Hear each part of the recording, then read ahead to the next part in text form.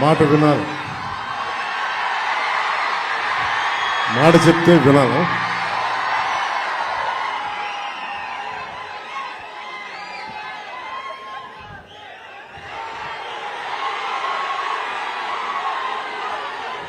ఈ సభకి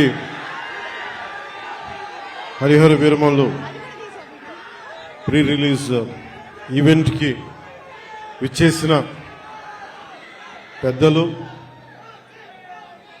ప్రతి అందరికీ మా తోటి కూటమి ఎన్డీఏ కూటమి నాయకులందరికీ ముందుగా నా హృదయపూర్వక నమస్కారాలు. గౌరవ mayor, first citizen of Visakhapatnam Shri Peela Srinivasarao గారికి మనస్ఫూర్తిగా నా హృదయపూర్వక నమస్కారాలు. అలాగే వంశీకృష్ణ యాదవ్ గారికి,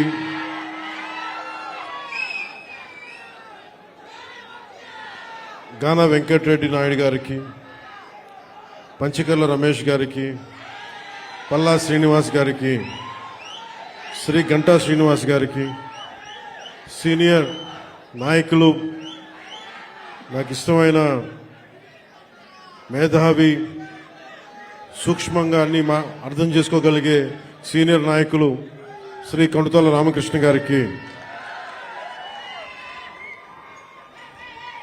అవసరం వస్తే వీధిలోకి చొక్కా మడిచి ముందుకొచ్చే సుందరపు విజయ్ కుమార్కి, వెనుకబడ్డ మన ఉత్తరాంధ్రకు సంబంధించి ఉద్యోగాలు, ఉపాధి అవకాశాలు కల్పించడానికి ముందుకున్న లోకం మాధవ్ గారికి, గౌరవ శాసనసభ్యులు మాడుగుల శ్రీ బండారు సత్యనారాయణమూర్తి గారికి, మాకు ఇష్టమైన శ్రీ తమ్మిరెడ్డి శివశంకర్ గారికి, కోన తాతారావు గారికి, శ్రీ దల్లి గోవిందరాజు గారికి, ప్రతి ఒక్కరికి, నాయకులందరికీ, పేరు పేరున వీర మహిళలకి, ప్రతి ఒక్కరికి, కూటమి నాయకులందరికీ పేరు పేరు నా హృదయపూర్వక నమస్కారాలు. ఇక్కడికి విచ్చేసిన నా అభిమాన, నీకు నాకు 2 గుండెల దూరం, అలాంటి మీకు నా హృదయపూర్వక నమస్కారాలు.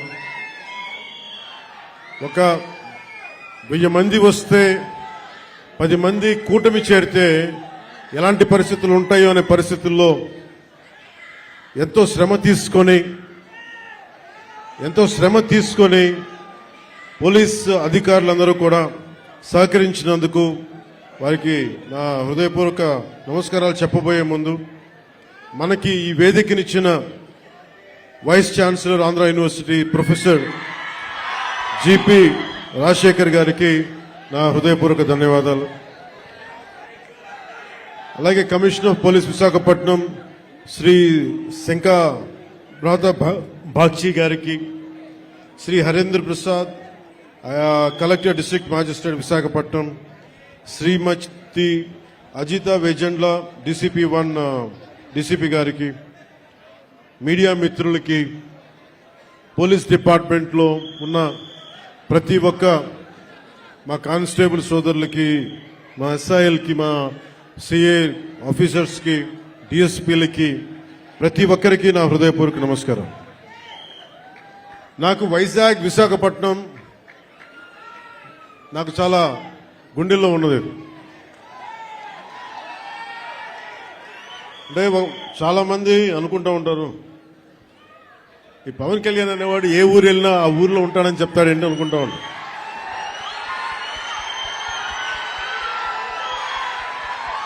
సత్యానంద్ గారు, అంటే నేను ఒక ప్రభుత్వ ఉద్యోగ కొడుకుని కదా, రకరకాల ట్రాన్స్ఫర్లు అవుతూ ఉంటాయి. ఇందాక సత్యానంద్ గారు చెప్పినట్టుగా నాకు విశాఖపట్నం తోటి నాకు పరిచయం ఏంటి అంటే, నాకు ఈ రోజుకి గుర్తులేదు. 92లో నన్ను పిలిచారండి. 92 సత్యానంద్ గారు.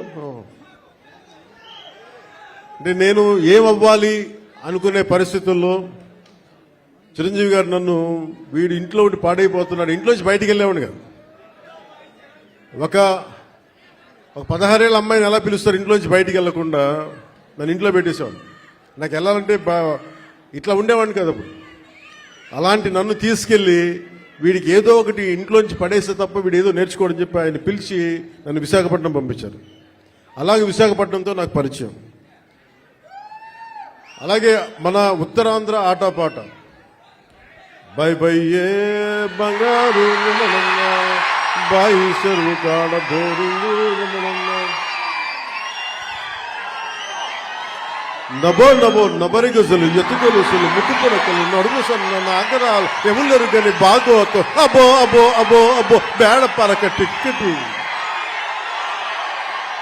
ఇవన్నీ ఎక్కడి నుంచి వచ్చినాయి నాకు అంటే, ఎదుగో ఆయన పుణ్యం. ఉత్తరాంధ్ర ఆట పాట నా గుండెల్లో నా అణువున నింపేశారు. అలాగే అంటే అలాంటి విశాఖపట్నం సినిమాలకే కాదు, ఇదే నోవాటెల్లో ఒక 2 సంవత్సరాల క్రితం నలిపేస్తే నువ్వు బయటికి రాకూడదు కారులో నుంచి కూడా అని అప్పుడున్న పోలీసు ఉన్నతాధికారులు నలిపేస్తే, నోవాటెల్లో ఉంటే భయభ్రాంతుల్ని చేస్తే, హోటల్ రూముల్ని బూట్లతోటి కొడితే, అరెస్ట్ చేయాలని ప్రయత్నం చేస్తే విశాఖపట్నం మొత్తం వచ్చి మన నోవాటెల్ ముందుకు వచ్చింది. అంత బలమైన మెమరీ కూడా వచ్చింది, జ్ఞాపకం. అందుకే నాకు విశాఖపట్నం, నేను అందుకని ప్రత్యేకించి విశాఖపట్నంలో ఈ ఫంక్షన్ పెట్టాలని నిర్ణయించాను. అలాగే మాట వినాలాగండి. అలాగే మీకు తెలుసు, మనకి వకీల్ సాబ్ కానీ మిగతా ఏ హీరోస్ అయినా ఈరోజు ఉప ముఖ్యమంత్రిగా అంటే కూడా మీతోటి పవన్ కళ్యాణ్ అని మీకు ఇష్టమైన హీరోగానే మాట్లాడతాను ఈరోజు. అంటే అందరి హీరోల సినిమాలకి డబ్బులు 150 రూపాయలు 200 ఇస్తే, పవన్ కళ్యాణ్ స్పెషల్ ఏంటంటే 10 రూపాయలు 15 రూపాయల టికెట్ గత ప్రభుత్వంలో. అలాంటి పరిస్థితుల్లో కూడా భీమ్లా నాయక్ని ఘన విజయం చేసిన మీ అందరికీ ఈ రోజున సభాముఖంగా మీ అందరికీ ధన్యవాదాలు తెలియజేస్తున్నాను. యావత్తు తెలుగు ప్రజానీకానికి, ఆంధ్ర ప్రజానీకానికి, రాష్ట్రానికి. ఇలాంటి పరిస్థితుల్లో గౌరవ ముఖ్యమంత్రి శ్రీ నారా చంద్రబాబు నాయుడు గారి నాయకత్వంలో కూటమి ప్రభుత్వం ఏర్పాటు చేసిన తర్వాత సినిమాటోగ్రఫీ శాఖ జనసేన తీసుకున్నప్పటికీ కూడా ఇది మన ఇబ్బందిగా, అంటే మనం తీసుకోకూడదు అని చెప్పేసి ప్రత్యేకించి నేను గౌరవ ముఖ్యమంత్రి గారి ఆఫీస్కి పంపించాను. ఈ సినిమా టికెట్ రేట్ అందరికీ ఇచ్చినట్టుగానే ఇస్తే బాగుంటుంది, నిర్మాతలు నాకు చెప్పినప్పుడు నాకు సంబంధం లేదు, ఇది మీరు గౌరవ ముఖ్యమంత్రి శ్రీ చంద్రబాబు నాయుడు గారి టేబుల్ మీద పెట్టండి, ఆయన ఇస్తే తీసుకోండి, ఆయన ఎన్ని రూపాయలు ఇస్తే అని తీసుకోండి, అంతకుమించి నేను ఒక్క మాట కూడా చెప్పనని చెప్పాను. సో అలాంటి పరిస్థితుల్లో గౌరవ ముఖ్యమంత్రి గారు ఈ సినిమాకి కావాల్సిన నాకేం ప్రత్యేకంగా ఏం చేయలేదు, కానీ అందరి హీరోలకి ఎలా చేశారో చేసినందుకు ప్రత్యేకంగా వారి మనస్ఫూర్తిగా మనందరి తరపున, మన అభిమానులందరి తరపున వారికి ఒక్కసారి బలమైన కరతాళ ధ్వనులతోటి కృతజ్ఞతలు తెలియజేద్దాం. ఇందాకే వస్తా ఉంటే మన యువ నాయకుడు, యువగళం ప్రతినిధి, 100 కిలోమీటర్లు ప్రయాణించిన నాయకుడు, తెలుగుదేశం యువ సారథి శ్రీ నారా లోకేష్ గారు ట్వీట్ చేసి పవనన్న సినిమాలు బాగుండాలి, ఘన విజయం సాధించాలి అని మనస్ఫూర్తిగా ట్వీట్ చేసినందుకు వారికి నా ప్రత్యేక ధన్యవాదాలు, కృతజ్ఞతలు తెలియజేసుకుంటున్నాను.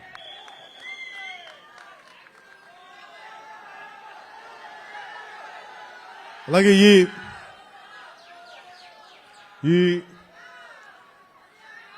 ఈ ప్రమోషన్ ముఖ్యంగా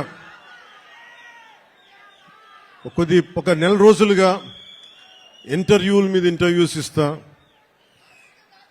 అంటే తన ప్రతి దానికి సినిమాకి ఒక ఆకర్షణతోటి ముందుండి సినిమాని ప్రమోట్ చేసిన శ్రీ మిస్ నిధి అగర్వాల్ గారికి మనస్ఫూర్తిగా నా కృతజ్ఞతలు తెలియజేస్తాను.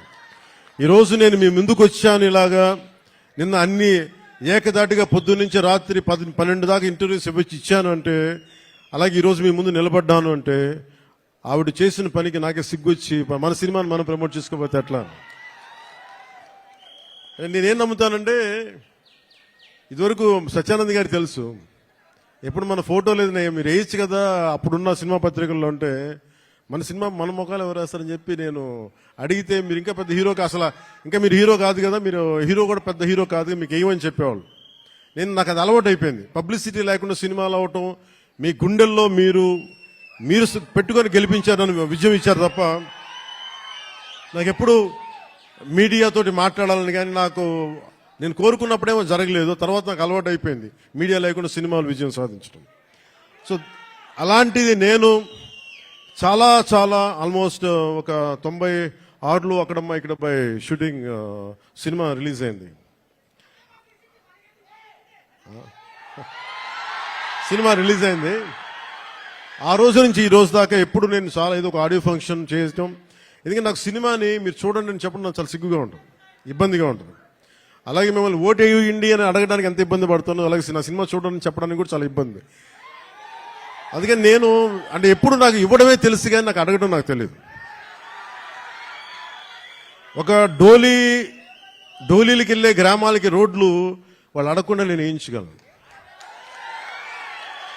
మన ప్రత్యర్థులు మన తిట్టిన పార్టీ సర్పంచులకు కూడా సమానంగా డబ్బులు పంచగలను ప్రతి సర్పంచ్కి.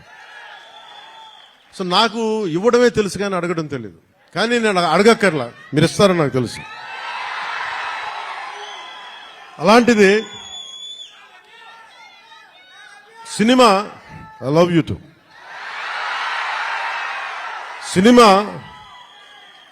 సినిమా ఎంత బలమైందంటే, అంటే నేను మీతోటి ఎందుకు పంచుకుంటున్నానంటే, ఇది సార్ మీరంతా కాళ్ళు నింపులేసి కొంచెం ఎక్కువసేపు మాట్లాడతాను మా వాళ్ళతో. కొంచెం చైర్స్ వేయకూడదు, చైర్స్ వేయండి పాపం.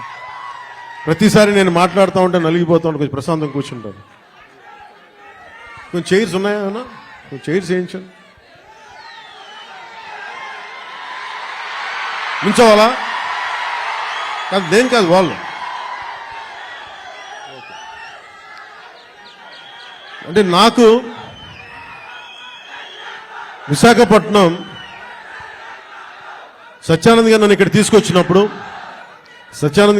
తీసుకొచ్చినప్పుడు నాకు యాక్టింగ్ అంటే తెలియదు, యాక్టింగ్ ఓనామాలు తెలియదు. మీరు అలసిపోయిన తర్వాత మాట్లాడతాం, మీరు అరవై నిమిషాలు పరుస్తాం. ఈ అరుపులు, ఈ ఉత్సాహం రేపు సినిమాలకు ఉంచుకోండి, మొత్తం అలసిపోతాం.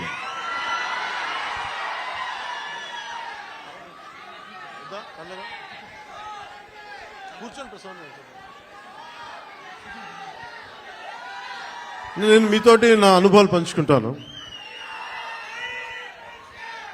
అంటే నేను మీరు ఇప్పుడులా కనిపించే సత్యానంద్ గారు నాకు పరిచయం అయ్యే టైంకి నాకు బయటికి 10 మంది మధ్యలోకి రావాలంటే చాలా ఇబ్బంది ఉండేది. రూమ్లోంచి బయటికి రావాలంటే సిగ్గుపడిపోయాడు, ధైర్యం ఉండేది కాదు. కానీ లోపల చాలా ఆలోచించేవాడిని. ఏదన్నా సరే బయటకు వచ్చి ఏదైనా మాట్లాడాలి, గొంతు పెగల్చాలి అంటే లోపల బిగుసుకుపోయేది, భయం వచ్చేది, గొంతంతా ఉండలు పడిపోయాయి, ఉండలు చుట్టుకుపోయేది. అలాంటి సమయంలో మా అన్నయ్య గారు అడిగారు, నువ్వేమవ్వాలని ఉందా అంటే, నేను చాలాసేపు ఆలోచించాను. జస్ట్ బతకాలి ఉందని చెప్పాలనుకున్నా. ఆ మాట అంటే కొడతాడని చెప్పి చెప్పలే, ఏదో తెలివితేటలు చూపించుకున్నా.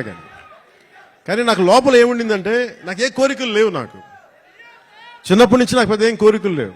ఏదో మామూలుగా బతకడం తప్ప ఒక హీరో అవ్వాలనో లేదంటే సాధించాలనో లేదు. కానీ చిన్నప్పటి నుంచి ఉన్న ఒక్క మూల లక్షణం ఏంటంటే, అన్యాయం జరిగితే ఎదురుదాడి చేయాలని ఉంటుంది. నాకే జరగక్కర్లే, అలాగే సహాయం చేయాలనిపిస్తుంది. ఈ 2 లక్షణాలు తప్ప సినిమాలు చేద్దామని కానీ డబ్బులు సంపాదించాలని కానీ నాకు ఆలోచన లేదు. అలాంటి నాకు చదివేవాడిని. అలాంటి నాకు వీని ఇలా వదిలేస్తే ఎటు కాకుండా పోతాడని మా అన్నయ్య గారికి భయం వేస్తుందేమో. ఒక రోజున సత్యానంద్ గారిని పిలిపించి, ఆయన మంచుపల్లికి సినిమాలో ఆయన ఒక అసిస్టెంట్ డైరెక్టర్గా పనిచేస్తారంట. ఆయన పిలిపించి ఈయన ఢిల్లీ నేషనల్ స్కూల్ ఆఫ్ డ్రామాలో ఆయన అక్కడ చాలా పాల్గొని నేర్చుకుని ఆయన అలాంటి వ్యక్తిని తీసుకొచ్చి నాకు అప్పచెప్పి నన్ను ఆయనకి అప్పచెప్పి చేయమన్నారు. ఆయనకి నేను ఎంత ఇబ్బంది పెట్టేవాడినంటే, మీరు ఒకసారి రండి సత్యానంద్, మీ కష్టాలు చెప్తాను. ఇప్పుడు దాకా తెలియదు కదా ఎవరికి నేను ఆయన ఎలా ఇబ్బంది పెట్టేవాడిని. ఆయన వచ్చి కూర్చొని చాలా డైలాగులు చెప్పేవాళ్ళు. బాబు మీరు ఇలా చదవండి, ఇలా రాయండి అని చాలా పేపర్లు ఇచ్చేవాళ్ళు.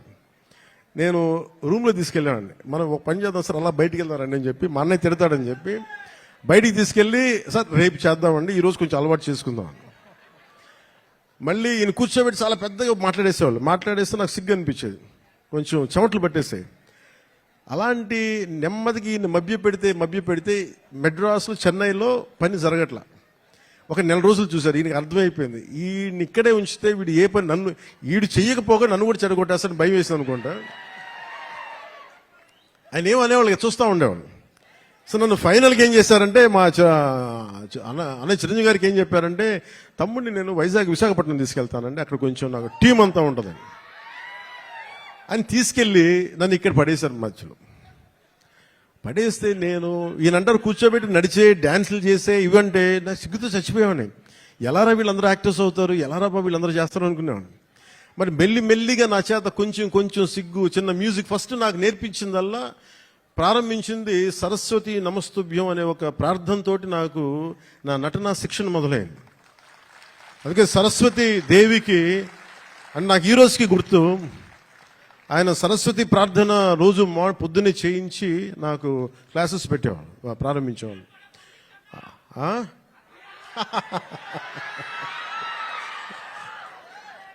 అలాగే ఆయన అలా స్టార్ట్ చేసి నాకు ముందు ఆటపాట చెప్పారు, మన ఉత్తరాంధ్ర ఆటపాట. అవి నాకు చాలా ఇంట్రెస్ట్ వచ్చింది. మెల్లిగా ఆయన్ని చిన్న ఏమంటారు పాముని ఏమంటుందని ఒక వైల్డ్ యానిమల్ ట్రైన్ చేస్తారు చూసారా, అలా కొద్దిగా టేమ్ చేసి ట్రైన్ చేసి ఒక 2 అక్కడ దాకా తీసుకొచ్చాను నన్ను. అంటే నోట్లో నుంచి ఒక వాక్యం, అమ్మా ఇట్రా నాన్న నేను బయటికి వెళ్తున్నాను చెప్పడానికి కూడా నేను తటపాయించే నా వ్యక్తిత్వానికి ఒక 1.5 hour ఒక స్ట్రీట్ ప్లే చేయించిన గంత బై ద ఎండ్ ఆఫ్ 2 నెలలు. సో నన్ను అంత ట్రైన్ చేసి నేను నేర్చుకున్నది ఏంటంటే, నటన నేర్చుకోలేదు ఈయన దగ్గర, ధైర్యాన్ని నేర్చుకున్నాను ఈయన దగ్గర. అంటే నీకు ఏదైనా ఒక అభిప్రాయం ఉన్నప్పుడు నిర్భయంగా చెప్పడం చేసుకో. ఏమవుతావు, మహా అయితే ఫెయిల్ అవుతావు, ఏమవుతానే. నాకు ఎందుకు ఆయన పాదాలకి ఈరోజు ఎప్పుడు నాకు అనిపించిన ఎందుకు ఇష్టం అని నమస్కారం పెడతానంటే, నాకు ధైర్యాన్ని నాకు పరిచయం చేసిన వ్యక్తి ఆయన. అంటే నీకు అభిప్రాయాలు 100 ఉండొచ్చు, లోపల భావాలు 1,00,000 ఉండొచ్చు, కానీ వాటి మీద నువ్వు ముందుకొచ్చి దాన్ని యాక్ట్ చేయకపోతే ఏం అవ్వదు అనేది నాకు ఆయన నోటితో చెప్పాల, ఆ ట్రైనింగ్ ద్వారా చెప్పారు. నేను అప్పుడు అనుకున్నా నాకు యాక్టింగ్ అని నేను నేర్చుకోలేదు, నాకు జీవిత పాఠాలు నేర్పారు నా గురువు ఆయన. సో చిరంజీవి గారికి నేను ఏం చెప్పానంటే, 1 సంవత్సరం తర్వాత, అన్నయ్య మీరు ఇప్పుడు సినిమా తీగిపోయినా పర్లేదు కానీ నాకు జీవితంలో బతికే శక్తిని ఇచ్చే ట్రైనింగ్ వల్ల నేను ఏ కూలి పని చేసుకున్నా బతికేస్తాను తప్ప నాకు యాక్టరే అవ్వాలని లేదు. నాకు చాలా సంతోషం. ఆ తర్వాత అక్కడమ్మా ఇక్కడమ్మా నన్ను తీసుకొచ్చారు. అలాగే వైజాగ్లో తీసుకొచ్చారు, వైజాగ్ స్టీల్ ప్లాంట్లో ఇక్కడను చచ్చిపోయేవాడిని సిగ్గుతో. అప్పుడు మళ్ళీ ఒక 6 months మనకి 1 year గ్యాప్ రాగానే మళ్ళీ యాజ్ యూజువల్ మన యూజువల్ సిగ్గు మళ్ళీ ముడుచుకుపోయాను మళ్ళీ. అలాంటిది నన్ను గోకులం సీత చేశాను, తర్వాత సుస్వాగతం చేశాను. నాకు ప్రత్యేకించి విశాఖపట్నానికి ప్రత్యేక అనుభవం ఏంటంటే, నాకు భీమిలిలో మాకు తెలిసిన వాళ్ళకి గెస్ట్ హౌస్ ఉండేది, నన్ను అక్కడ ట్రైనింగ్ చేసేవారు వీళ్ళందరూ. సో నాకు అందుకు భీమిలి కానీ మన ప్రాంతాలు కానీ మన సర్క్యూట్ గెస్ట్ హౌస్ మనం ప్రాక్టీస్ చేసేదాన్ని ఒక సంగం శరత్ ఓనర్స్ గెస్ట్ హౌస్ ఒకటి ఉండే, అక్కడే మ్యాక్సిమం ట్రైనింగ్ క్లాసెస్ అని సాయంత్రాలు పూట. మార్నింగ్ ఏమో భీమిలి, సాయంత్రాలు సంగం శరత్. ఇప్పుడు ఇవన్నీ చెప్పాను అనుకోండి, ఈ పవన్ కళ్యాణ్ ఏ ఊరు వెళ్ళినా కనిగిరి వెళ్తే కనిగిరిలో పెరిగానంటాడు, వైజాగ్ వస్తే వైజాగ్లో పెరిగానంటాడు.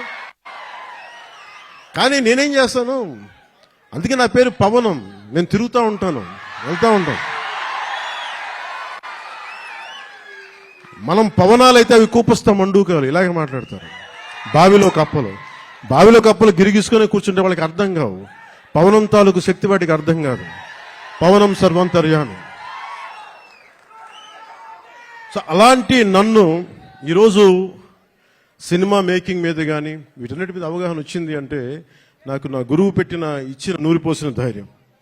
ముందుగా నాకు ఈరోజు మీ ముందు నిలబడగలుగుతున్నాను అంటే నాకు మా అన్నయ్య చిరంజీవి గారు నాకు నన్ను ఇచ్చిన ఆయన నమ్మారు, మా వదిన నన్ను నమ్మింది. సో వాళ్ళు ఈరోజు నేను మేము ఎందుకు వస్తున్నాను, ముఖ్యంగా వాళ్ళిద్దరికి నేను మనం గెలిచిన తర్వాత కూడా ఎందుకు నా శిరస్సు తీసి వాళ్ళిద్దరి పాదాలకి పెట్టానంటే మనకి గుండెలకి హత్తుకున్న వాళ్ళకి మన బాగును కోరుకునే వాళ్ళ పాదాలు కాక ఇంకెవరికి నమస్కరిస్తాం. మనకు కనిపించే దేవుళ్ళు వాళ్ళు, మనకు కనిపించే దేవుళ్ళు మా గురువే మనకి దైవం. సో ఇలాంటి సమయంలో నాకే అనిపించింది మన ఏదో సినిమా, ప్రతి ఒక సినిమా కృష్ణవంశీ గారి సినిమాలు చెప్తా ఉంటారు కదా 30 years ఎక్స్పీరియన్స్ అండి ఇక్కడనే. ఇంకొక సంవత్సరం దాటితే మనం కూడా కొంచెం చెప్పచ్చు 30 years ఎక్స్పీరియన్స్ ఇక్కడ. తమాషాలు కూడా 30 years ఎక్స్పీరియన్స్ రాబోతుంది, వెయిట్ చేయండి. అంటే 96లో రిలీజ్ అయింది. సో దీంతో పాటు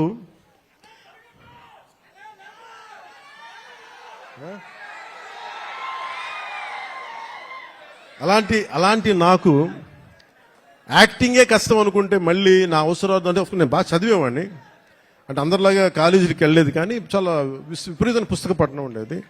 దాని ద్వారా నాకు ఏమనిపించిందంటే మేధోశక్తి చాలా అవసరం.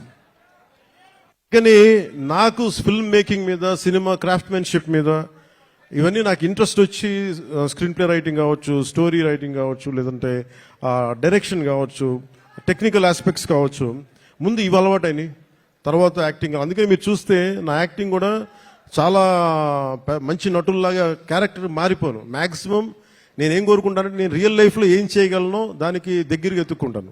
అన్నీ చేయలేకపోవచ్చు కానీ కొంతవరకు మ్యాక్సిమం నేను నిజ జీవితంలో ఏం చేయగలిగానో అవి చేస్తాను. అలాగా ఈ సినిమాకి సంబంధించి బిగ్గెస్ట్ నాకు బ్లాక్ బస్టర్ ఇచ్చిన ఏఎం రత్నం గారు ఖుషి. చాలు ఒక్క నిమిషం మాట్లాడు ఒక నిమిషం మీరు ఒక నిమిషం. ఇది వేరే హీరో సినిమా కదా, అన్ని మన సినిమాలే. అంటే ఒక తల్లికి బిడ్డలందరూ ఒకటే, అంతేగాని ఒక హీరోకి యాజ్ ఎ హీరోగా నాకు అన్ని సినిమాలు నాకు ఒకటే. ఇదేంటంటే నాకు ఒక బ్లాక్ బస్టర్ని ఇచ్చిన ఏఎం రత్నం గారికి నా మీద కోరికతోటి, ఆయన ఇష్టంతో, మిమ్మల్ని చూడి ఒక పెద్ద సినిమా తీయాలనే కోరికతోటి డైరెక్టర్ క్రిష్ గారు ఒక 2019 ఇప్పుడు 18 ఆ సమయంలో నాకు ఒక కథ చెప్పి, అది నేను 2019లో ఓడిపోయిన తర్వాత ఈ సినిమా ఒక్క నిమిషం ఇబ్బంది కొంచెం చాలు ప్లీజ్ సార్, అది వినాలి, మనవాడు చెప్తున్నాడు, అది వినాలి. అంటే ఇలాంటి సమయంలో నాకు ఒక కథ చెప్పి, ఒక పీరియడ్ ఫిలిం అని చెప్పి చాలా ఇబ్బందులు పడ్డాం. అది 2 కరోనా సీజన్స్ వచ్చినాయి, 2 కరోనా వేవ్స్ వచ్చినాయి, నలిగిపోయాం. తర్వాత మీకు తెలుసు విశాఖపట్నం గొడవలు, తర్వాత గౌరవ ముఖ్యమంత్రి గారిని మనకి రాజమండ్రి ఎపిసోడ్ మీకు తెలుసు. వీటన్నిటి వల్ల సినిమా మూడోసారి మన రాజకీయ పరిస్థితుల్లో లేట్ అయింది. అందుకని ఈ సినిమా ప్రత్యేకించి వచ్చినప్పుడు నేను ఉప ముఖ్యమంత్రిగా బాధ్యతలు తీసుకున్న తర్వాత కూడా సడన్గా మన పార్టీ ఆఫీస్ కోతవేటి దూరంలో ఉన్న అక్కడ ఉన్న స్థానికంగా మనం మిడ్ వ్యాలీ మిడ్ వ్యాలీ స్థలాన్ని స్టూడియోగా మార్చుకొని నేను ఈ సినిమాని ఓజీని రెండింటిని కంప్లీట్ చేశాను. అంటే ఎక్కడా కూడా మనం తీసుకున్న శాఖలకి ఇబ్బంది లేకుండా, అది పంచాయతీరాజ్ శాఖ కావచ్చు, ఫారెస్ట్ డిపార్ట్మెంట్ కావచ్చు, ఎన్వైరన్మెంట్ కావచ్చు, వీటన్నిటికీ ఇబ్బంది కలగకుండా ఈ సినిమాని ఫినిష్ చేశాం. మధ్యలో ఈ మూల కథని కానీ ఒక బలమైన శాతం, అంటే దాదాపు ఒక 30%, 40%, దాదాపు 30% సినిమాని కృషి డైరెక్ట్ చేసినట్టున్నారు. ఆయన మొదలుపెట్టిన ఈ కథని చాలా మధ్యలో ఆయన కొన్ని వ్యక్తిగత కారణాలు కావచ్చు, మిగతా ఇతరత్ర కారణాల వల్ల ఆయన ప్రాజెక్ట్ నుంచి పక్కకి వెళ్ళిపోయినప్పటికీ కూడా ఆయన ఎప్పుడు ఈ ప్రాజెక్ట్ ముందుకెళ్లాలని కోరుకున్న ఒక మంచి దర్శకులు ఆయన. కృషి గారికి మీ అందరూ మనస్ఫూర్తిగా ఈ రోజున మనం ఇక్కడ ఉన్నామంటే దీని మూల కారకుడు ఆయనకి మనస్ఫూర్తిగా మనం ధన్యవాదాలు తెలియజేయాలి. ఈ సినిమాని ఎవరితో ముందుకెళ్లాలనుకున్నప్పుడు రత్నం గారు మన జ్యోతి గారిని తీసుకొచ్చారు. జ్యోతి కృష్ణ గారు వారి అబ్బాయి ఏఎం రత్నం గారి అబ్బాయి, లండన్ ఫిల్మ్ మేకింగ్ నేర్చుకొని వచ్చిన వ్యక్తి, డైరెక్టర్ కూడా ఆయన ఈ సినిమాని ఇంత తక్కువ కాలంలో ఎఫెక్టివ్గా చేయగలిగారంటే ఇది ఆయన సత్తా. తర్వాత కృష్ణ గారు రాసిన ఒరిజినల్ స్క్రీన్ ప్లేకి ఆయన మార్పులు చేర్పులు అన్ని పట్టుకొచ్చి చాలా పగడ్బందీకి ఈ రోజున 2 గంటల 34 నిమిషాలు అనుకుంటాను, అపార్ట్ ఫ్రమ్ మిగతా అన్ని టైటిల్స్ పక్కన పెడితే చేయగలిగారంటే దానికి జ్యోతికృష్ణ గారు తీసుకున్న విపరీతమైన శ్రమ. ఆయన మనస్ఫూర్తిగా నా ధన్యవాదాలు తెలుపుకున్నాను. ఎందుకంటే నేను ఎందుకు మేము సినిమాలో ఏం చేసాము అని చెప్పడానికంటే కూడా రేపు పొద్దున మీరు చూసి ఇంకొక ప్రీమియర్ షోస్ కూడా పడిపోతాయి కాబట్టి మీరు చూసి మీరు నాకు తెలియజేయండి. ఎందుకంటే నాకు ఎప్పుడు కూడా మన సినిమా బ్లాక్ బస్టర్ అయిపోద్ది, మన సినిమాలు రికార్డులు బద్దలు కొట్టేస్తే, మన సినిమా ఆ సీన్ అద్భుతంగా ఉంటుంది నాకు చెప్పడానికి ఏంటంటే కొంచెం ఇబ్బంది ఉంటుంది. ఎందుకంటే నేను ఏ సినిమాలు కూడా ఎంత రికార్డు చేస్తా నేను ఎప్పుడూ తెలియదు. నేను సరస్వతి దేవిని ప్రార్థిస్తాను, కృష్ణుడిని నమ్ముతాను. కర్మ చేయి, ఫలితం భగవంతుడికి వదిలేయాలి. అలాగే ఈరోజు మేము ఇంత చేశాం, మనం ఇంత చేశాం, వదిలేస్తున్నాం. ఆ ఫలితం భగవంతుడు సత్ఫలితం ఇవ్వాలని మనస్ఫూర్తిగా నేను కోరుకుంటూ అంటే సినిమా మేకింగ్ నాకేంటి, సినిమా చాలా ప్యాషనేట్ నాకు. అలాగే నాకు ఈరోజు నేను ఒక టెరానికల్ అంటే ఒక నియంత్రణ పోకడలతో ఉన్న ఒక ప్రభుత్వాన్ని ఎదుర్కోగలిగామంటే ఆ శక్తి సంపద మీరిచ్చింది, నాకు సినిమానిచ్చింది. సో ముందుగా మీ అందరికీ నా ధన్యవాదాలు తెలుపుకుంటూ, అలాగే ఎగ్జిక్యూటివ్ ప్రొడ్యూసర్ దయాకర్ రావు గారికి, జ్యోతికృష్ణ గారికి, మన డానిష్ గారికి, Jammu and hails from Jammu and Kashmir and right you're from Jammu and Kashmir, right from Kashmir, you're from Kashmir. ఆయన అంటే భారతదేశం అంటే నేను చెప్పానంటే ఎంత ఇంట్రెస్టింగ్ ఉంటుందంటే film making. Nidhi Agarwal is from northern part of the India, he's from Kashmir. మేమేమో ఇక్కడి నుంచి వస్తాం. అలా ఒక్కొక్క యాక్టర్ని తీసుకుని కొంతమంది విదేశాల నుంచి వచ్చారు. అంటే ఫిల్మ్ మేకింగ్ సినిమా అనేది దీనికి కులం లేదు, మతం ఉండదు, race, religion, region, linguistic barriers ఏముండవు. మేమందరం కూర్చొని దేనికి పనిచేస్తామంటే మీకు ఆనందం కలిగించాలి. ఒక బలమైన కథ చెప్పేటప్పుడు మీరు థియేటర్లో కూర్చొని ఇలా కొట్టి బాగుంది ఆహా అనిపించాలి, దానికోసం ఒక ప్రయత్నం చేస్తాం అందరం. నేనంటే కదా ఏ హీరో అయినా సరే, ఏ ఫిల్మ్ మేకర్ అయినా సరే, ఇలాంటి మేమందరం కష్టపడుతున్నప్పుడు నాకు చాలాసార్లు అనిపించేది సినిమా సరిగ్గా రూపుదిద్దుకుంటుందా, ఎట్లా ఉందో ఇప్పుడు ఒక భయం ఉండేది నాకు. కానీ ఎప్పటికప్పుడు ఒక చిన్న ట్రైలర్ రిలీజ్ చేసి కృషి గారు దాని మ్యూజిక్ నాకు ఎప్పుడు ఒక జీవాన్ని పోసేది. ఈ రోజున సినిమాని ఇంత బలంగా మనం ఒక బలమైన పాజిటివ్ నోట్ ఉంది అంటే ఈ సినిమాకి నాలాంటి హీరో కంటే వీళ్ళందరికంటే కూడా దీన్ని నమ్మిన వ్యక్తి academy Oscar winner Shri Keeravani గారు, ఎంఎం కీరవాణి గారు.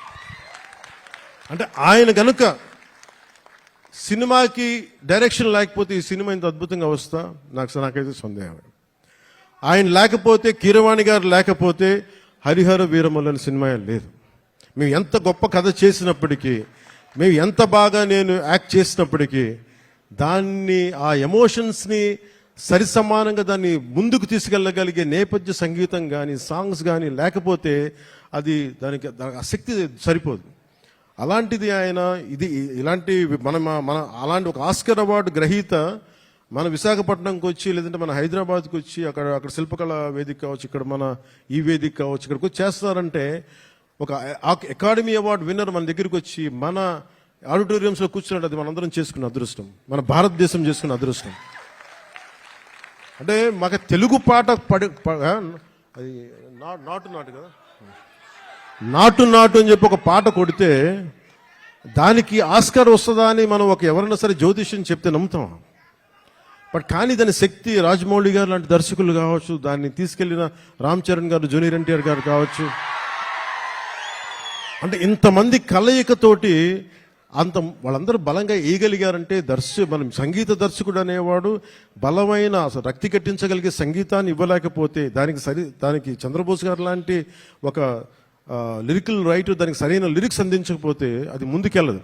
అలాంటిది మనకి 2 ఆస్కర్ విన్నర్స్ ఉన్నారు. వాళ్ళని చంద్రబోస్, అదోబాని శ్రీ ఎంఎం కీరవాణి గారు. మనందరం కూడా చాలా చాలా ఒక తెలుగువాడిగా కాదు, ఒక భారతీయుడిగా మనందరం చాలా గర్వపడాల్సిన విషయం. సో అలాంటి దర్శకులు, సంగీత దర్శకులు మన హరిహర వీరమల్లుకి నిన్న రాత్రి చూశాను మొత్తం, కొంచెం అన్ని నేను రీల్స్ టెస్ట్ చేస్తాను ఫస్ట్ టైం చాలా సంవత్సరాల తర్వాత. ఖుషి తర్వాత మళ్ళీ నేను ప్రతి రీల్ చూడడం, ఎందుకంటే నేను సడన్గా డబ్బింగ్ తర్వాత సినిమాలు చూడండి, నాకు భయం సినిమాలు చూడాలంటే.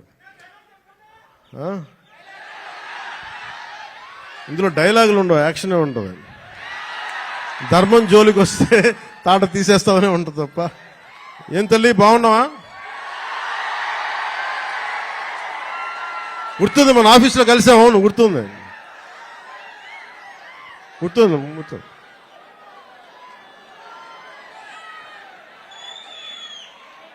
మాట్లాడదాం. ఈతమాను ఇల్లు కాదు, తాటిమాను తావు కాదు, తగిలినోడు మొగుడు కాదు, తగరము బంగారు కాదు. అంటే ఈ ఇది మన ఉత్తరాంధ్రాదికి చాలా దగ్గరగా ఉంటుంది. అందుకే నా చేత పాడించారు అనుకుంటా బహుశా కీరవాణి గారు. ఇలాంటి మన కీరవాణి గారు నేను చాలా సంవత్సరాల తర్వాత, ఖుషి తర్వాత, బాబు నువ్వు ఒక్కడే ఎక్కువ డిస్టర్బ్ చేస్తున్నావు, వాగమ్మ ఒక్క నిమిషం చాలు ఓకే చాలు. చాలా సంవత్సరాల తర్వాత, ఖుషి తర్వాత ఈ సన్నివేశం, ఇది రెండు భాగాల సినిమా అయింది. ఆఖరి భాగం, ఈ ఫస్ట్ పార్ట్ ఎలా ఎండ్ చేయాలి అని అనుకున్నప్పుడు, ఇది హిస్టరీ మనందరికీ అర్థం కావాలి. నేను నిన్న నుంచి ఇంటర్వ్యూస్ ఇస్తుంటే మీరందరూ కొద్దిమంది చూసే ఉంటారు. మీరందరూ చూస్తే నేను ప్రామినెంట్గా చెప్తుంది, ఈ సినిమా మీకు ఏమి ఇస్ ఎ ప్యూర్లీ ఎంటర్టైన్మెంట్. నేను డబ్బులు తీసుకొని సినిమాకి వెళ్తే నాకు ఎంటర్టైన్ చేయాలి. నేనే నమ్ముతానంటే నా సినిమాని ఎడ్యుటైన్ చేయాలి అనుకుంటాను. ఎడ్యుటేషన్ అంటే మనల్ని ఎడ్యుకేట్ చేయాలి, మనల్ని ఎంటర్టైన్ కూడా చేయాలి. నేను అలాంటి సినిమాలు ఇష్టపడతాను. సో నా సినిమాలు ఎంతో కొంత నాకున్న ఆలోచన ప్రాసెస్ని బెటర్ చేయాలి. అలాంటి పరిస్థితుల్లో నాకు కృషి గారు చెప్పిన కథ ఏంటంటే, మన కృష్ణానది తీరంలో దొరికిన మనకి వజ్రాల గనులు ఉన్నాయి. ప్రపంచంలో అప్పుడు ఇంకా వజ్రాల గనులు కనుగొనల. అలాంటి టైంలో మన కృష్ణానది తీరం కొల్లూరులో ఉన్న, మన మంగళగిరి దగ్గరలో ఉన్న ఒక 60-70 కిలోమీటర్ల దూరంలో ఉన్న కొల్లూరులో దొరికిన ఒక వజ్రం కోహినూర్. ఆ కోహినూర్ని గోల్కొండ నవాబ్ కులీ కుతుబ్ షా చేతికి వెళ్తే, అది అక్కడి నుంచి మొఘలాయిల చేతికి వెళ్ళి, ఆ తర్వాత ఇప్పుడు అది లండన్ మ్యూజియంలో ఉంది. సో నాకు నచ్చిన ఐడియా ఏంటంటే, కోహినూర్ని దొంగిలించడం. కోహినూర్ ఎవరి చేతిలో ఉంది? కోహినూర్ పీకాక్ త్రోన్ మీద ఉంటుంది, నెమలి సింహాసనం మీద ఉంటుంది. ఆ నెమలి సింహాసనం మీద ఎవరు కూర్చొని ఉన్నారు? కంటకుడైన పాలకుడు, ఒక కంటకుడైన పాలకుడు ఔరంగజేబ్ కూర్చొని ఉన్నాడు. అలాంటి ప్రజాకంటకుడు, దుర్మార్గుడు అయిన ఔరంగజేబ్ కూర్చున్న నెమలి సింహాసనం పైన ఉన్న ఆ కోహినూర్ వజ్రాన్ని దొంగిలించాలి, అది తిరిగి వెనక్కి తీసుకురావాలి అని కులీ కుతుబ్ షా ఆదేశించినప్పుడు, ఈ సినిమా పరిస్థితుల్లో హరిహర వీరమల్లకి ఒక కల్పిత పాత్రకి ఇక్కడి నుంచి మొదలు పెడతాడు. ఇది ఇక్కడి నుంచి హైదరాబాద్ గోల్కొండకు పోతుంది, చార్మినార్లో కొన్ని సంఘటనలు జరుగుతాయి, అది అక్కడి నుంచి ఢిల్లీ దాకా పోతుంది. ఢిల్లీ ఈ మొదటి భాగం ఎక్కడ ఆగుతుందంటే, ఢిల్లీ కోటకి, ఎర్రకోటకి వెళ్ళబోయే ముందు ఎట్లాగైతేను చివరి దాకా వెళ్ళాడు, ఎక్కడ అతను ఔరంగజేబ్ కలుసుకున్నారా లేదా అనేది, ఎలా ఎదుర్కొన్నారు, తర్వాత ఏం జరిగింది అనేది సెకండ్ పార్ట్. సో ఈ సినిమా ఏం చేయగలదు మనం అనుకుంటే, నేను ఎప్పుడు కూడా, చాలామంది సనాతన ధర్మం అంటే ఇది నాట్ అగేన్స్ట్ ఎనీ రిలీజన్. సనాతన Dharma is not against Christianity. సనాతన Dharma is not against Islam. Sanatana Dharma is something which unites us all. అందరిని కలుపుకు తీసుకెళ్ళేది. కానీ అలాంటి సనాతన ధర్మం అంటే మీరు చెప్పండి, అలాంటి సనాతన ధర్మాన్ని అంటే ఇమాజిన్, ఔరంగజేబ్ లాంటి పాలకుడు పరిపాలించే సమయంలో మనం ఊహించుకోగలమా? ఒక రోజున ఇదే భారత వనిలో, ఇదే భారత నాడులో నువ్వు హిందువుగా ఉండాలంటే జిజియా ట్యాక్స్ పే చేయాలి అని. అలాంటి సందర్భాలు ఉన్నాయి మనకి.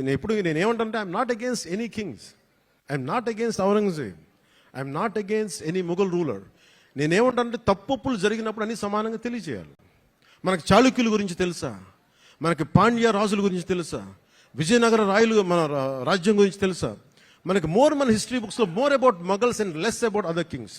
సో ఈ సినిమా ఏమి ఎక్స్పోజ్ చేస్తుంది అంటే, ఈ సినిమా ఈ ప్రాసెస్లో, కోహినూర్ని తెచ్చే ప్రాసెస్లో హీరోకి జరిగే కొన్ని సంఘటనలు ఏం జరుగుతాయి అంటే, జిజియా ట్యాక్స్ పే చేయడం. నువ్వు హిందూగా వెళ్ళాలి అంటే నువ్వు పన్ను కట్టాలి. సో పన్ను ఆ కట్టే సమయంలో that is the action episode ఉంటుంది. అంటే ఒక రిలక్టెంట్ వారియర్, యుద్ధంలో పాల్గొనాలని లేదు వాడికి, ఎదుర్కోవాలని లేదు, తన బతుకాలనుకునేవాడు. అలాంటి వ్యక్తికి ఎలాంటి పరిస్థితులు వచ్చినాయి, ఎలా తిరగబడ్డాడు, ఆ కోహినూరు వజ్రం వెళ్ళే ప్రాసెస్లో ఏమేమి జరిగినాయి, అది బేసిక్గా ఈ ఫస్ట్ పార్ట్ కథాంశం.